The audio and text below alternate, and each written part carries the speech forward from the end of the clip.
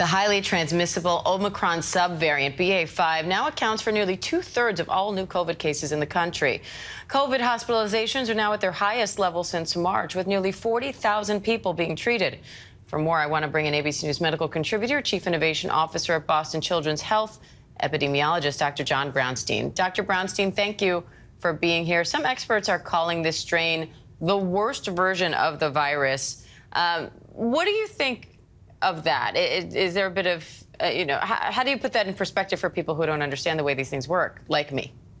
Yeah, well, we need to be careful, Diane. We've got to be careful about hyperbole. Yes, this is likely the most immune evasive variant that we've seen because of the mutations that it has on a spike protein. So it does mean that previous vaccination or infection with the original strains like Alpha and Delta, they may not provide enough immunity for infection against this, protection against this BA.4 and 5. And that's why it's spreading so quickly. But we have to remember, there's no evidence that this is causing more severe illness. It does have this double whammy of being able to escape your immune system and potentially increase infectivity. But we need to put this in perspective. The vaccines are working. We have therapeutics. We have ways to control this virus and to limit the impact in the population.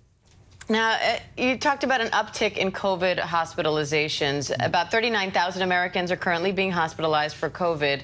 But that's not because the subvariant, or I should ask, is it because the subvariant is more severe, or just because so many people are getting it now that means more people are going to the hospital? Yeah, Diane, you and I have spoken about this many times. It's a denominator issue. If more people are infected, the probability that people will end up in the hospital increases. So we'll see more people just because of the vast amount of infection that's out there. We don't know quite how this is going to play out. If you look at countries like South Africa, they didn't have a real impact in deaths in the population, despite having such broad BA.4 and 5. In Portugal, they did see that increase in hospitalizations and deaths. So we'll have to see how this all plays out. But, we just don't know how the BA.4 and 5 variants are really going to take hold. But either way, we are seeing that increase in hospitalizations, and that is concerning. We're actually at levels that we saw last summer. So it really tells us that we're not through with this pandemic. Now, the Biden administration is discussing expanding this second booster shot to all Americans, not just those over 50. What do you think about that?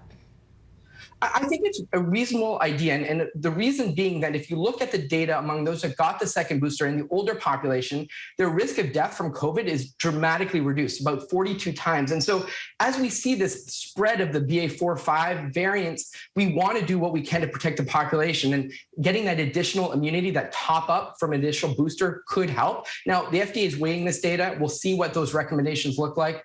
Of course, we have the potential for a new and improved booster in the fall. I'm quite excited by that because that will contain the Omicron variant. So that will likely provide even that additional protection for whatever we might experience in the coming months. All right, Dr. John Brownstein, always great to have you. Thank you. Thanks. Hi, everyone. George Stephanopoulos here. Thanks for checking out the ABC News YouTube channel. If you'd like to get more videos, show highlights, and watch live event coverage, click on the right over here to subscribe to our channel. And don't forget to download the ABC News app for breaking news alerts. Thanks for watching.